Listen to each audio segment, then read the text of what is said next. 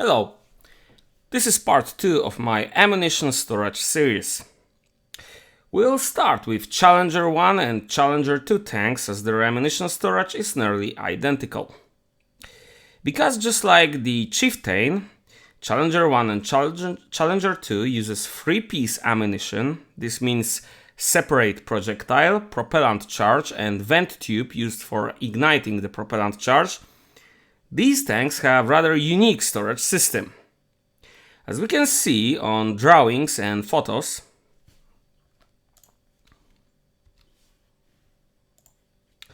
the propellant charges are stored in lightly armored bins. In Chieftain and Challenger 1, these bins had also fire extinguishing liquid in between the bin bulkheads. However, as far as I know, Challenger 2 does not use such solution. Each bin can either hold one propellant charge for APDS or APF SDS ammunition, or 2 propellant charges for HESH and white phosphorus ammo.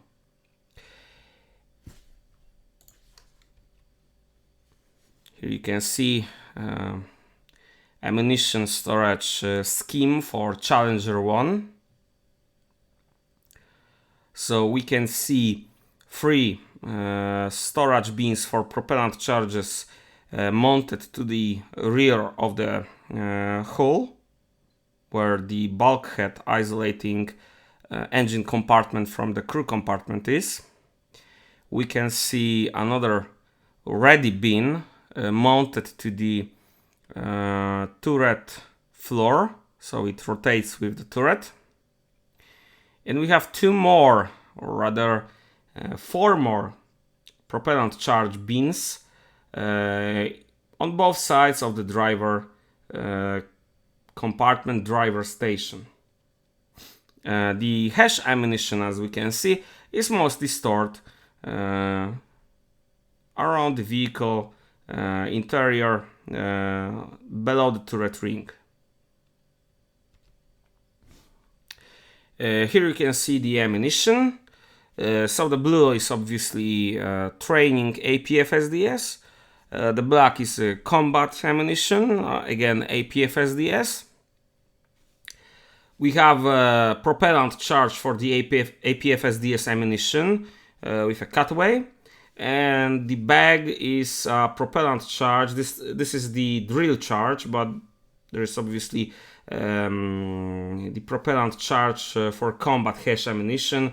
These propellant charges are soft, so they can be compressed and they can be stored 2 per storage bin.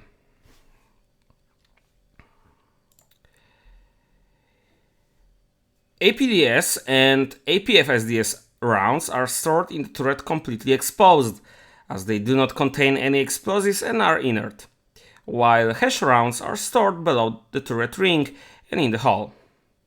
This is definitely safer ammo storage system than the one in the Leopard 2. However, it's still inferior to the M1 Abrams series.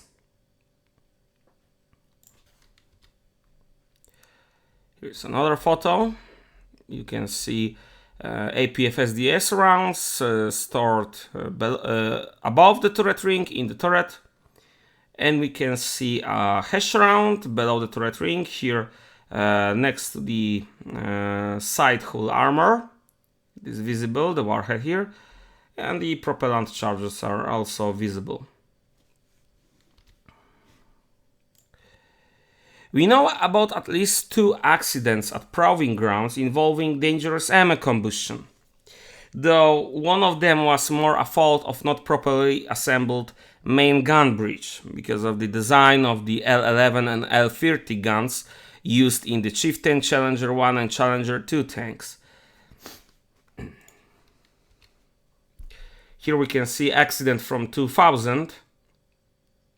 We can see that there are melted plastic components of the APF SDS sabot.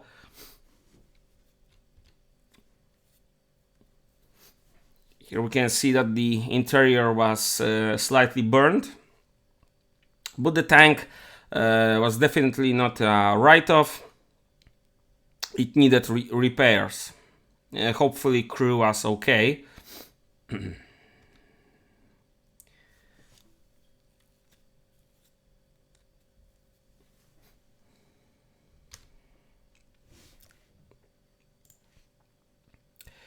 In 2003, during Operation Iraqi Freedom, known to British as Operation Telic, an accident happened. One of the Challenger 2 tanks misidentified another Challenger 2 as either enemy bunker or APC, version vary depending on the source. It fired a HESH round at high trajectory that hit the second Challenger 2 near the turret hatches, probably at the commander cupola. Explosion of the HESH round caused a serious fire that spread inside the tank and either caused fire and detonation of stored HESH rounds and propellant charges. This event led to catastrophic destruction of this Challenger 2 and death of 2 crew members that were inside of vehicle. Another 2 crew members survived as they were outside the tank at some distance to it.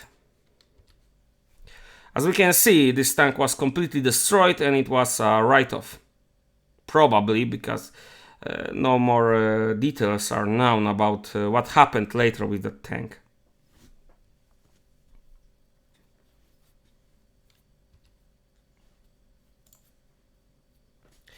The Challenger 2 Life Extension program is a modernization effort to improve Challenger 2 with a new turret, armed with 120mm smoothbore gun in NATO standard.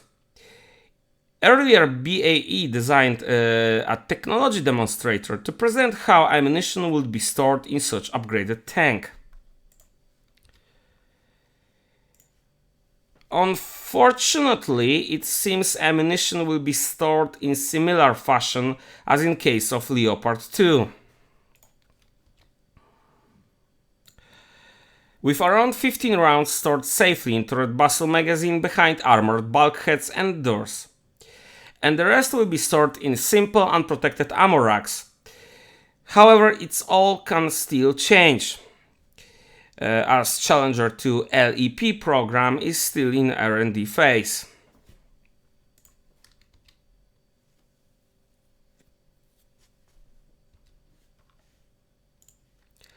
Another tank with problems concerning ammunition storage is the Italian C1 Arietta. In this drawing we can see it have ammunition rack in the hull, similar to Leopard 2. However, ammunition in the turret is stored more similar to the older generation tanks, like Leopard 1, OF-40, M48 and M60 series.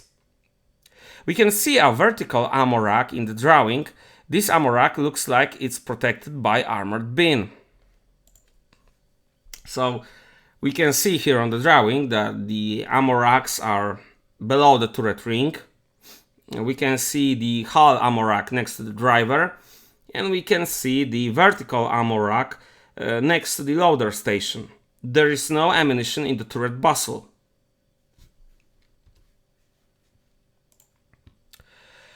However, I found images from a real tank, showing that the vertical ammo rack in turret is completely exposed.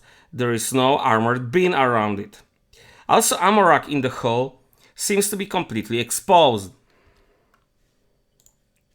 And ammo tubes have only thin protection against some spall, but not against a direct hit.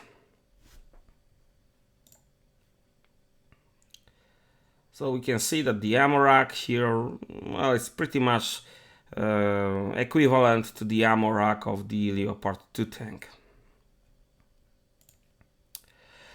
While we can certainly say that British tanks have somewhat improved protection and survivability of the crew, compared to Leopard 2 and C1 Arietta, the British solution, while brilliant and effective in its time, is definitely starting to show its age and become obsolete. while tanks from European continent like Leopard 2 and C1 Arietta shows rather limited, if any, focus on crew survivability, in case when armor fails to protect against incoming enemy projectiles. This is end of the part 2, and we're gonna see each other in part 3 of the series.